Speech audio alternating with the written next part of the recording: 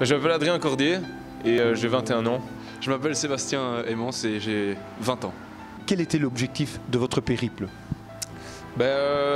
Disons que le but était de faire quelque chose qu'on aime tous les deux, de dépasser un peu nos limites et en même temps sensibiliser les gens à des choses qui nous touchent quand même pas mal. Donc c'est les déchets, la pollution, ce qu'on peut retrouver sur les plages, etc. Et voilà, le défi sportif était là aussi, quoi. Bah oui, on a été super agréablement surpris par le bon accueil des gens tout le long du trajet. Peu importe les endroits où on s'est arrêté, on a toujours été super bien reçus. Un bon contact avec les gens parce que le défi est un peu différent de ce qui peut se faire souvent et ça intrigue les gens et donc fatalement une fois qu'ils sont un peu intrigués, ça facilite le contact. Vous aviez appelé ce catamaran le Zinc-Zinc, c'est comme ça? Pourquoi ce nom-là?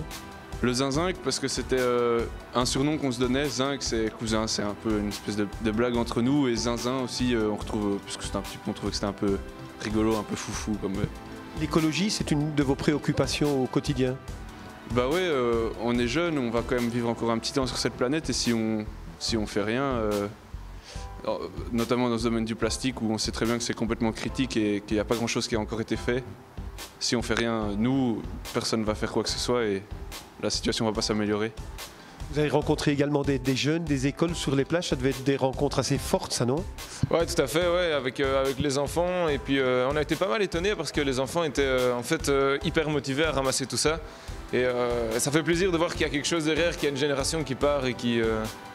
on a l'impression d'avoir une vague derrière nous qui nous envoie... c'est chouette, quoi. Le plus beau souvenir? Il y en a beaucoup.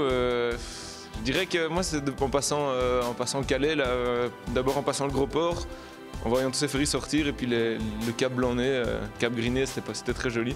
C'est vrai que c'est un des trucs qui m'a le plus marqué aussi parce que c'était la première fois la première journée où on voyait un peu des paysages plus sympas que la côte belge qui n'est pas la plus rigolote.